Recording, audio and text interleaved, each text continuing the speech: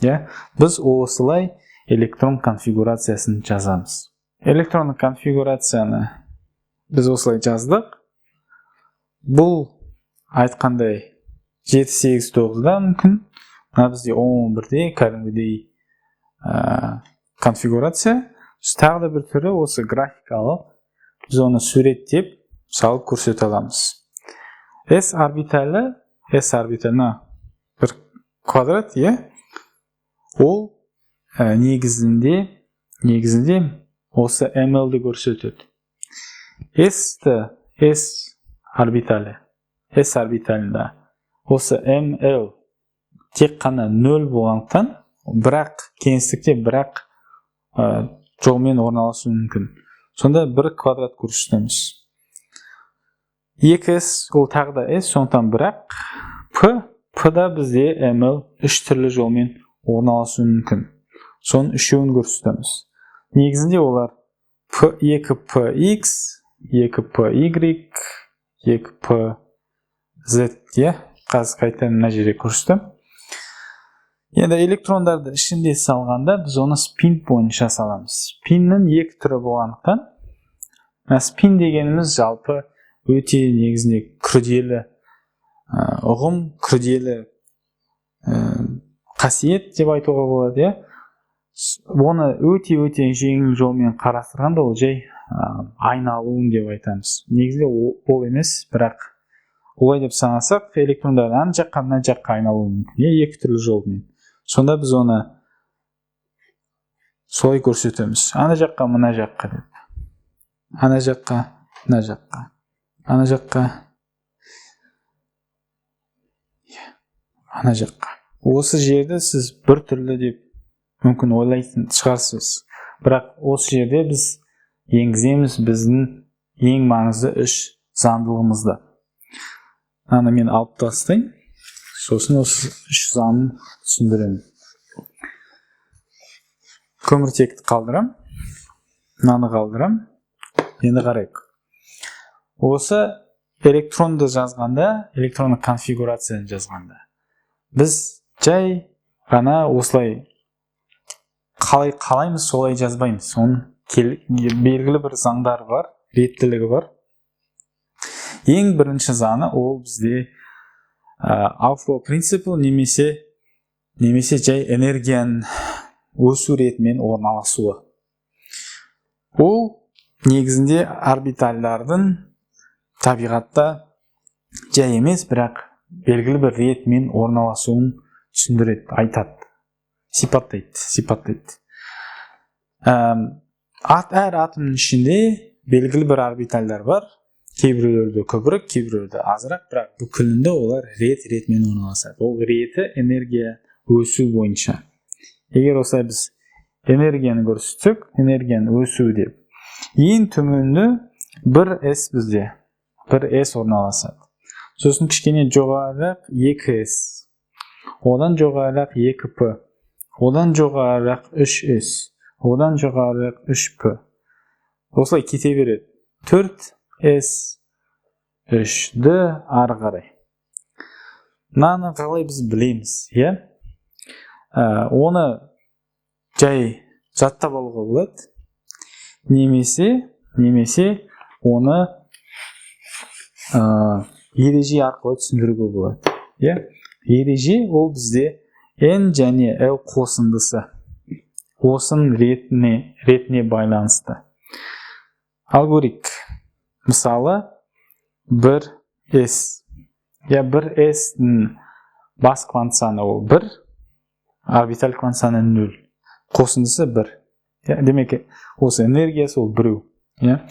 2S. 2S ол бізде N2, L0. Тағы да, мына жерде 1 болса, мынау 2. Енді 2P. 2P-да бас квант саны 2, орбиталь квант саны 1. Сонда қосындысы 3. Демек кішкене жоғарырақ энергия. Енді 3S.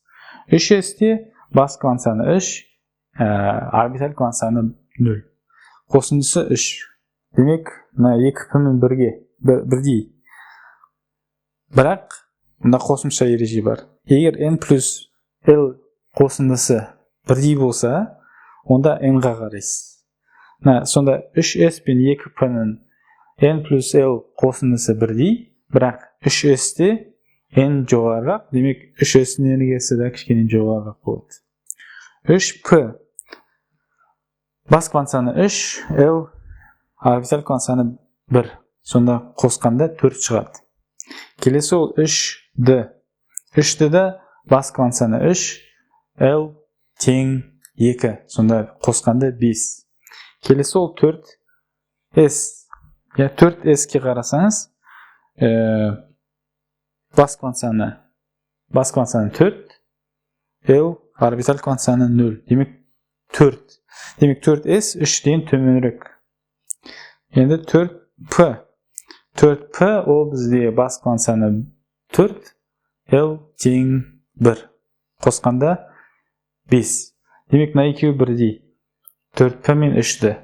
Biroq 4p ning bas kvantsani 4, al 3dniki 3. So'ngdan 4p kichkina jo'g'ariroq energiya bo'yicha. So'sin 4d ketadi. So'sin 4f ketadi. Anapsing. Har qaray salganda bizga 5s, 5p, 5d, 5f ketaverasiz so'y. 7 ga дейін, ya 7 period bizda bor. Har qaray. O'si n jani l qo'shindisi ereje bo'yicha, ya o'slar ritmen o'rnalashtiramiz. Biroq егер siz o'slar salib jibерсеңiz, жалпы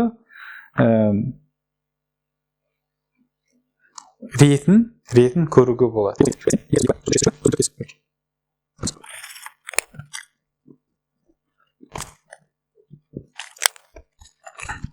Meni endi ret dedim. Endi o'slar ko'ruga bo'ladi. 1s'ten 2s'ga, 2s'ten 2p ga, so'sin 3s,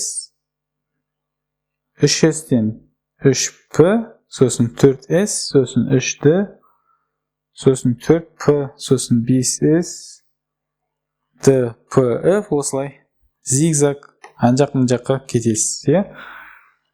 Mana yerda men kichkina ademiroq suratini qoldiram, qo'sam. Biroq жалпы siz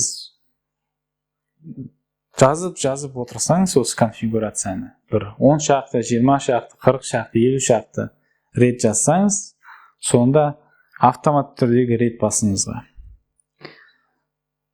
Ол bizde energiyaning o'rnalashu reti birinchi aniqzan, tag'da bir zan bor.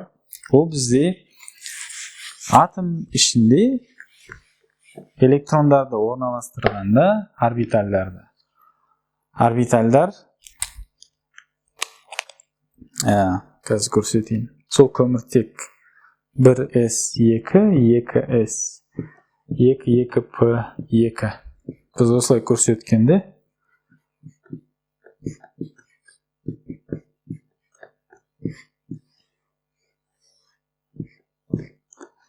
осындай кезде 2p кезінде elektronlar болса, biz ularda жұптаспай орналастырамыз біріншіден.